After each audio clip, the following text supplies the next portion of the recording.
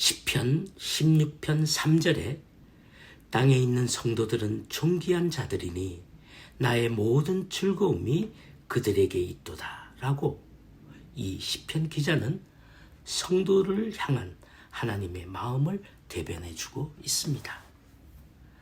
그럼에도 불구하고 이 혼란한 어려운 시대를 살아가고 있는 성도 여러분, 온갖 불의와 불법, 탐욕과 거짓이 가득한 이 마지막 때를 맞고 있는 성도 여러분, 신실한 신앙과 온전한 믿음을 지키면서 살기가 점점 힘든 시대를 맞은 성도 여러분, 그러나 너무 낙심하지 마십시오. 어제나 오늘이나 영원토록 동일하신 하나님께서 우리와 함께 계신 것을 믿고 선지자 이사야에게 하신 말씀으로 먼저 여러분께 위로와 용기를 북돋아 드리고 싶습니다. 두려워하지 말라. 내가 너와 함께함이라. 놀라지 말라. 나는 내 하나님 됨이라. 내가 너를 굳세게 하리라. 참으로 너를 도와주리라. 참으로 의로운 나의 오른손으로 너를 붙들리라. 이 약속의 말씀을 믿으십시오. 하나님께서는 우리가 어려울 때를 만나거나 위험하고 위급한 상황에 처할 때마다 두려워하지 말라, 놀라지 말라고 말씀하십니다. 우리가 낙심하고 실망에 처해 있을 때도 내가 너를 굳세게 하리라, 내가 너를 도우리라고 말씀하십니다. 하나님께서는 빈말로 우리를 위로하시는 척하는 것이 아니라 그분의 능력의 말씀으로 고난과 환난 가운데 있는 자기 백성에게 하나님의 의로운 오른손으로 우리를 붙잡고 계시면서 우리를 도와주실 것을 약속하셨습니다. 생각해 보십시오. 모세가 망망한 홍해 앞에서 진퇴양난의 상태에 놓였을 때 하나님께서 어떻게 행하셨습니까? 또 여호수아가 자기 민족을 이끌고 요단강을 건널 때, 그리고 난공불락의 여리고성을 만났을 때 여호와께서 그들에게 어떻게 행하셨습니까? 또 소년 다윗이 블레셋의 골리앗 앞에 담대하게 나갔을 때 하나님이 다윗을 어떻게 붙드시고 도와주셨는지 기억하십니까? 만군의 여호와 하나님은 저들과 항상 함께 하셨습니다. 그리고 사도 바울이 홀로 감옥에 갇혀 죽음을 눈앞에 두고 있을 때에도 사도는 주님께서 자기 옆에 계시면서 나에게 힘을 주신다고 고백했습니다. 그러므로 성도 여러분, 어제나 오늘이나 영원토록 동일하신 하나님 우리 아버지와 우리 주 예수 그리스도께서 항상 우리 곁에 계시며 당신과 나를 도와주고 계신다는 것을 우리 속에 계신 성령께서 이 사실의 증거자가 되십니다. 우리를 뒤덮고 있는 모든 어둠의 세력이 주는 불안을 믿음으로 떨쳐내시기를 바랍니다. 여러분과 제가 믿고 신뢰하고 따르는 분은 온 천지 만물을 창조하신 전능하신 하나님이 아니십니까? 그분은 우리를 언제나 가장 선한 길로 인도하시는 분이십니다. 비록 지금은 우리가 다 이해할 수 없더라도 미쁘신 주님을 신뢰하십시오. 그러므로 쓸데없이 염려하며 걱정하지 마십시오. 특히 코로나 바이러스 때문에 얼마나 스트레스를 많이 받고 계십니까? 백신 접종 유무 판정으로 우리의 일상에 얼마나 많은 제약을 받고 있습니까? 하지만 저는 단언합니다. 창조 이래로 모든 피조물을 유지하시며 보호하시는 전능하신 하나님이 사람을, 우리를 자신의 형상대로 지으셨습니다. 그런 분이 우리가 한낱 바이러스에 맥없이 무너지도록 우리를 지으셨겠습니까? 택도 없는 말입니다. 성도 여러분, 하나님께서 우리 몸에 초자연적인 면역력을 주셨다는 것을 먼저 믿으셔야 합니다. 그리고 하나님께서 주신 이성으로 잘 판단하셔서 매사에 믿음 안에서 행동하십시오.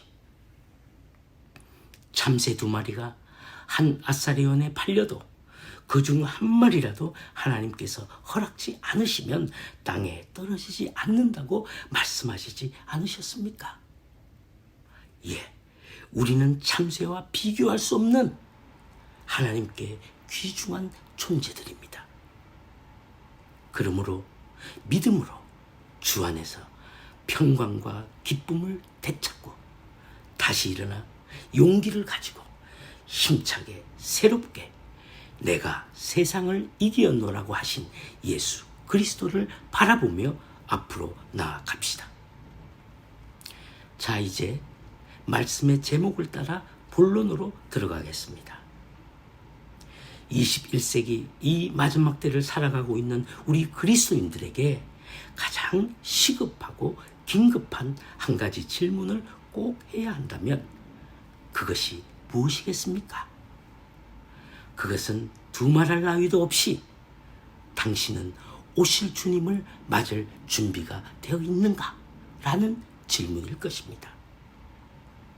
예수님께서 이 땅에 계실 때 내가 다시 올 것이라고 거듭거듭 제자들에게 말씀하셨고 이 말씀을 제자들이 먼저 믿고 또 후에 예수를 믿는 자들을 위해 성경에 촘촘히 기록하여 우리에게도 전해주고 있습니다. 특히 그 중에 사도행전 1장에 기록된 말씀을 보면 주님께서 제자들에게 마지막 당부의 말씀을 마치시고 그들이 보는 데서 승천하십니다. 예수님께서 얼마나 빠른 속도로 하늘로 올라가셨는지는 자세히 알 수 없지만 미루어 보건대 제자들에게 작별의 손을 흔드시며 천천히 올라가시지 않았나 짐작됩니다. 구름이 주님을 가려서 보이지 않을 때까지 제자들이 하늘만 바라보고 있었다는 것을 누가는 진술하고 있습니다. 바로 그때 흰옷 입은 2사람, 2 천사가 그들에게 이렇게 선포합니다. 이르되 갈릴리 사람들아 어찌하여 서서 하늘을 쳐다보느냐.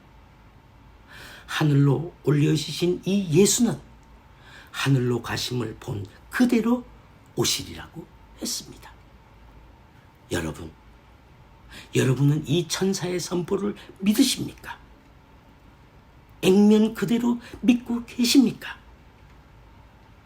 주님께서도 친히 말씀하셨습니다. 내가 너희를 위하여 처소를 예비하러 가노니 가서 너희를 위하여 처소를 예비하며 내가 다시 와서 너희를 내게로 영접하여 나 있는 곳에 너희도 있게 하리라. 또 주님은 많은 제자들에게도 말씀하셨습니다. 그때의 인자가 구름을 타고 큰 권능과 영광으로 오는 것을 사람들이 보리라. 또 말씀하시기를 인자가 자기 영광으로 모든 천사와 함께 올 때에 자기 영광의 보좌에 앉으리니. 성도 여러분, 우리 주님의 이 약속의 말씀을 믿으십시오. 믿으셔야 합니다. 예수님의 재림의 약속은 우리가 충분히 이해하고 믿을 수 있을 만큼 성경 곳곳에 기록되어 있습니다. 그러나 안타깝게도 이 약속의 말씀을 등한히 여기는 사람들이 많습니다. 그들의 행동이 이를 말해주고 있습니다.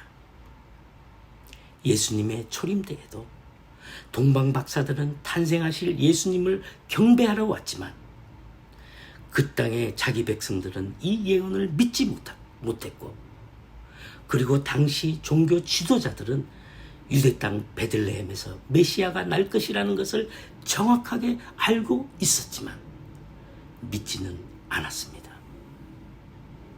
이와 마찬가지로 지금도 대부분의 그리스도인들은 주님의 재림에 대해서는 알고 있지만 옛날 유대 사람들처럼 믿지는 않고 있는 듯 합니다.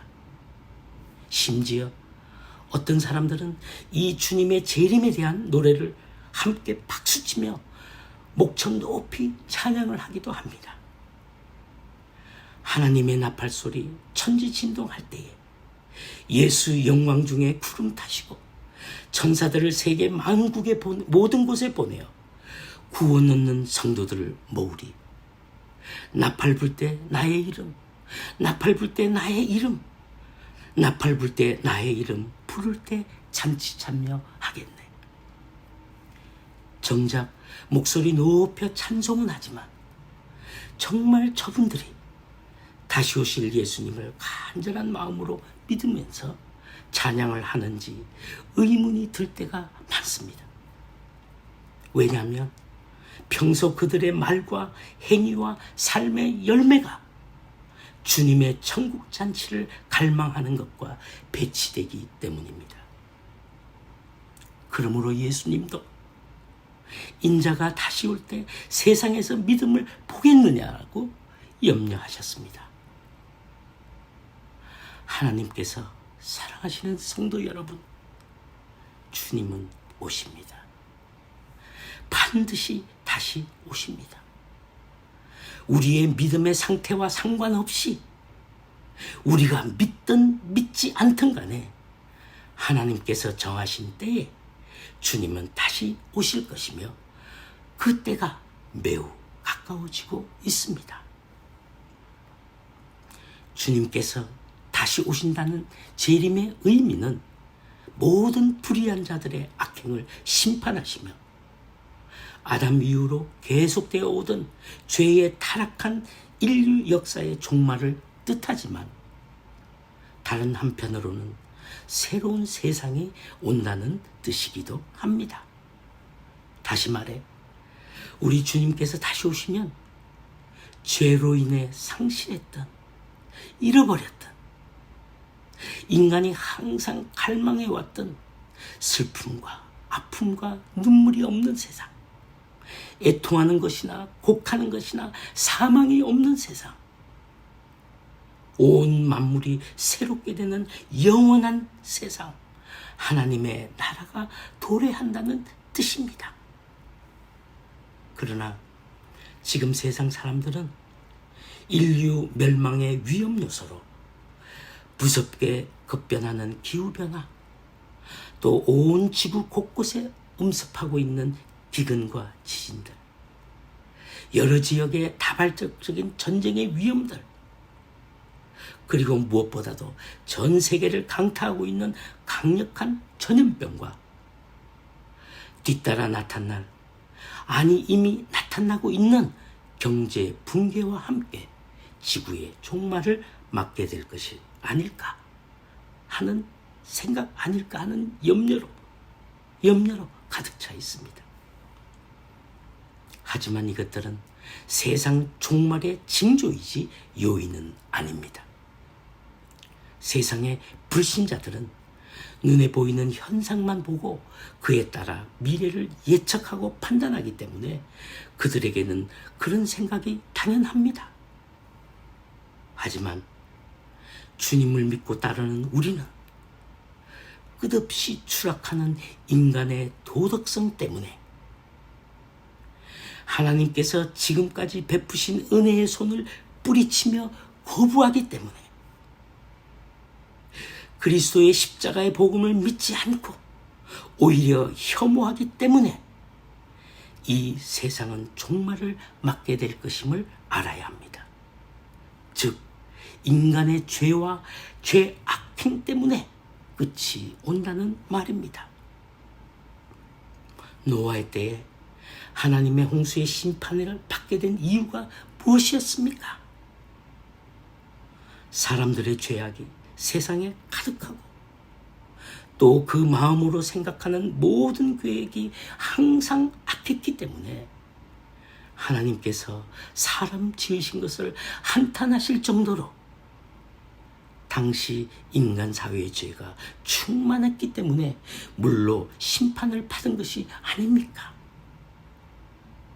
죄가 세상에 편만함으로 인해 심판을 자초한 것이었습니다. 소돔과 고모라의 멸망도 마찬가지 아닙니까? 노아의 때에 죄악의 그 실상은 소돔과 고모라의 사람들이 저질렀던 악행들을 통해 가늠해 볼 수 있습니다. 창세기 18장, 19장을 읽어보십시오. 그 도시에 의인 10명이 없어서 멸망을 당했습니다. 노아 홍수의 심판 때에도 그 가족들만 구원을 받았던 것처럼 소돔과 고모라의 불의 심판 때에도 롯의 가족들만 구원을 받았습니다. 그마저도 롯의 아내는 하나님의 말씀을 거역하여 소금 기둥이 되어버렸지만 말입니다. 성도 여러분, 지금 우리가 살고 있는 이 세상은 위 두 사례와 무관합니까? 우리가 평소 먹고 마시고 입고 보고 듣고 또 이 시대 유행을 따라 행동하는 모든 것이 하나님께서 기뻐하실 일이라고 생각하십니까? 아니면 가증스럽게 여기실 것 같습니까? 여러분들이 평소 생각하고 말하고 행동하는 일들을 통해 여러분들의 믿음이 자라며 거룩해질 뿐만 아니라 하나님께 영광을 올려드립니까? 아니면 하나님의 존귀하신 이름을 망령되게 하는 일입니까? 하나님께서는 노아 때의 물의 심판과 소돔과 고모라의 불의 심판에 멸망을 당한 이 사실을 후세에 경건하지 아니할 사람들에게 본이 되도록 성경에 기록해 두었다고 하셨습니다. 거룩하신 하나님께서는 죄악을 결코 용납하실 수 없습니다. 그분의 성품 때문에 묵과하실 수 없는 것입니다. 그러므로 죄가 세상에 편만하게 퍼져나가면 주님 오실 때가 가까워지고 있다는 증거 중에 하나입니다. 지금 여러분들이 소지하고 있는 핸드폰 안에도 원수가 원하는 모든 죄악이 담겨져 있고 누구의 방해도 없이 시도 때도 없이 본인이 원하면 마음껏 죄에 접근할 수 있는 소돔과 고모라 같은 세상을 우리가 지금 살고 있습니다. 그래서 우리는 정신을 바짝 차리고 근신하여 날마다 자기 구원을 이루는 일로 하루하루를 살아가야 합니다. 깨어있으면서 또 준비하고 준비하면서 또 깨어있어야 합니다. 주님께서 염려하고 계십니다. 인자가 다시 올 때 세상에서 믿음을 보겠느냐? 주님께서는 내가 다시 오면 너희에게서 믿음을 보겠느냐고 말씀하고 계신 것입니다. 우리 수준의 믿음이 아닌 주님이 원하시는 온전한 믿음을 말씀하고 계신 것입니다.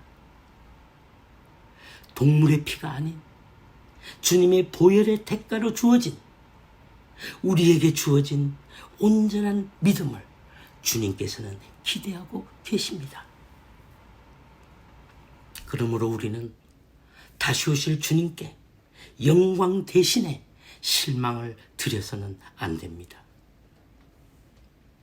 주님께서 언제 오실지 그 날과 시는 알 수 없지만 아무도 예상치 못할 때 호련히 도적같이 오실 것은 확실합니다. 왜냐하면 주님께서 직접 그렇게 말씀하셨기 때문입니다. 그러므로 오실 주님을 기쁘게 맞이할 수 있도록 깨어 준비하는 저와 여러분이 되십시다. 누가 여러분의 내일을 보장해 줄 수 있습니까? 생명의 근원이신 하나님 외에 누가 우리를 보호해 줄 수 있습니까? 주님은 반드시 다시 오십니다. 우리 그리스도인들은 이 모든 사실을 염두에 두고 다시 오실 주님을 맞을 준비가 되어 있는지 자기 자신을 살펴봐야 합니다. 준비하고 깨어 있는지 자신을 살펴봐야 합니다. 하지만 불행하게도 많은 이들이 준비하고 또 깨어 있어야 한다는 것이 무엇을 의미하는지조차 모르고 그냥 지나쳐 무심하게 살아가는 사람들이 있습니다. 많이 있습니다. 그러므로 당신은 정말로 다시 오실 주님을 맞을 준비가 되어 있습니까? 정말로 오늘도 잘 준비하며 깨어 있습니까? 그런데 혹시 여러분들 중에 왜 하필이면 듣기 거북한 종말에 관한 이야기를 또 하는가? 라고 불편한 마음을 가질 수 있습니다. 그것은 여러분과 제가 지금 종말의 때를 살고 있기 때문입니다. 종말 중에서도 가장 끝단계, 말세 지말에 해당하는 때를 살고 있기 때문입니다. 다시 말해 주님께서 도적같이 오실 가능성이 가장 높은 마지막 시대의 끝자락에 살고 있기 때문입니다. 그러면 혹시 급진적 종말론자가 아닌가 하는 의심을 갖는 분도 있을 것이라 예상하지만 진정한 그리스도인이라면 이런 의심은 매우 당연한 것입니다. 지난 교회사 역사 속에서 여러 급진적 종말론자들로 인해 많은 피해를 입었기 때문에 마땅히 이 주제에 관한 말씀은 심사숙고해서 옥석을 가려낼 필요가 분명히 있는 것입니다. 다만 우리의 믿음의 선배들이 후대 성도들을 위해 이에 대한 분별의 지혜를 기록한 성경 말씀을 참고하면 진위 여부를 가리는데 매우 유익하다는 말씀을 드리고 싶습니다. 사도행전 17장 11절에 사도 바울이 당시에 예수 그리스도의 십자가의 복음을 한참 전파하고 있을 때 이를 거부하는 집단으로부터 심한 반대를 받았지만 굽히지 않고 베레아 지역 사람들에게 복음을 전했는데 그들의 반응이 이러했다고 누가는 기록했습니다. 들어보십시오. 베레아에 있는 사람들은 데살로니가에 있는 사람들보다 더 너그러워서 간절한 마음으로 말씀을 받고 이것이 그러한가 하여 날마다 상고했다고 증언했습니다. 옛날이나 지금이나 말씀을 대하는 성도들 그리고 듣는 청중들이 꼭 가져야 할 참 좋은 마음 자세입니다. 그들은 말씀을 들을 때 그리스도인으로서 갖춰야 할 고상한 성품, 노블 캐릭터, 누가의 표현대로는 너그러움이 있었다고 하며 또 말씀에 대한 간절함과 동시에 기뻐하는 마음으로 바울이 전하는 말씀이 진리인지 아닌지를 자기 지식이나 선입견이나 감정이 아니라 성경을 기준으로 그 말씀과 대조해 보았다는 것입니다. 그러므로 사도 바울의 말씀도 이렇게 테스트를 받았는데 하물며 다른 이들의 것은 말할 것도 없습니다. 요즘 쏟아져 나오는 말씀들을 점검해야 합니다. 베레아 사람들처럼 그 성도들처럼 검증해야 합니다. 그러지 않고 무엇이든 습관적으로 아멘은 조심하고 경계해야 합니다. 왜냐하면 자신도 계속 어리석게 될 뿐만 아니라 말씀을 전달하는 자들에게도 불필요한 오해와 교만을 갖게 할 수 있는 위험이 있기 때문입니다. 그러나 들려지는 말씀이 객관적으로 성경에 기록된 내용과 일치하면 자신의 생각이나 잘못된 신념은 버리고 성경의 진리를 즉시 믿고 바로 받아들여야 합니다. 이것은 메신저가 전하는 육성의 힘 때문이 아니라 말씀 자체의 능력 때문에 그렇게 해야 한다는 것입니다.